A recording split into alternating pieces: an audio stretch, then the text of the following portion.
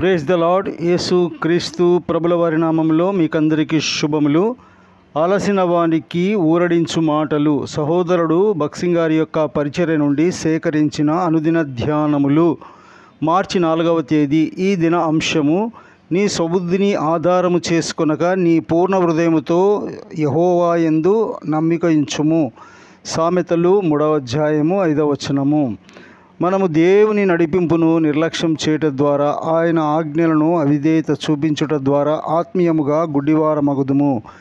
ఈ దినములలో అనేక మంది విశ్వాసులు తమ అవిధేయతను బట్టి, పాక్షిక విధేయతను బట్టి దేవుని విషయమైన తమ దర్శనమును కోల్పోవచ్చున్నారు.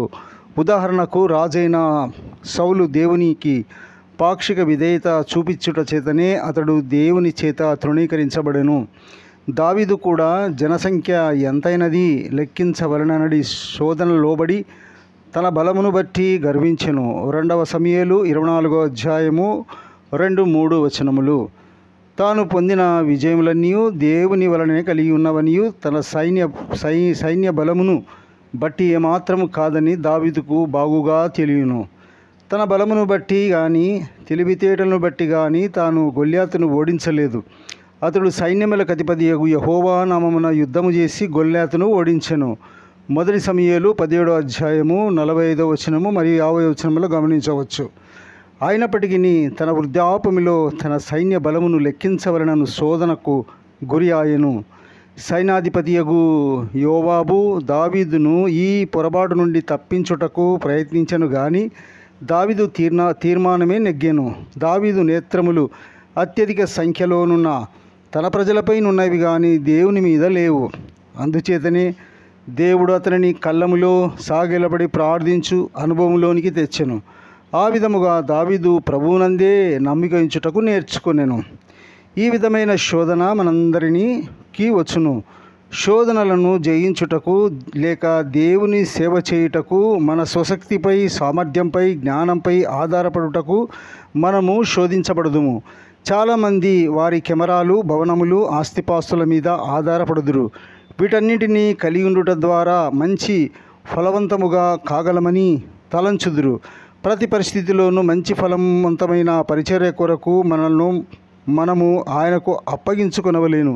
బోధకులు సైతము గత కాలములో తాము పొందిన ఆశీర్వాదములపై, తాము సాధించిన విషయములపై ఆధారపడిన యెడల గొప్ప ఫలమును పొందు అవకాశమును కోల్పోదురు. ప్రతిదినము మన ప్రభు అయిన దేవుని మన నాలుకను, పెదవులను, గొంతును తాకి తన ప్రజల కొరకు ఆయన స్వంత వర్తమానములు ఇవ్వవలసినదిగా అడగవలేను. అప్పుడు మాత్రమే మన పరిచర్య ఆశీర్వదించబడి జీవయుక్తముగాను మరియు ఫలవంతముగాను ఉండును. ప్రతి దినము మనము మోకాళ్ళపైకి వెళ్ళి ప్రభువును మనలను అభిషేకించుమని నూతన వర్తమానము నిమ్మని అడుగుట ఎంతో అవసరమై ఉన్నది. మనము వర్తమానముల కొరకు సిద్ధపడుటకై మన తెలివితేటలపైన కానీ, సామర్థ్యము, బలముపైన కానీ ఆధారపడకూడదు.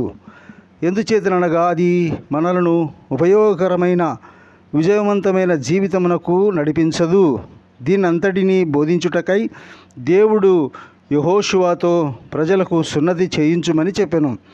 తమ సొంత యుద్ధ ఆయుధములపైన కానీ, గొప్ప సైన్య సమూహం పైన కానీ, వారి సొంత జ్ఞానము, ప్రణాళికపై కానీ ఆధారపడకుండా ప్రభు యొక్క బలంపై ఆధారపడుట వల్ల మాత్రమే వారు ఆ 7 గొప్ప జాతుల వారిని జయించి కానాను దేశమును స్వాధీనపరచుకొనగలరని వారికి జ్ఞాపకము చేసెను.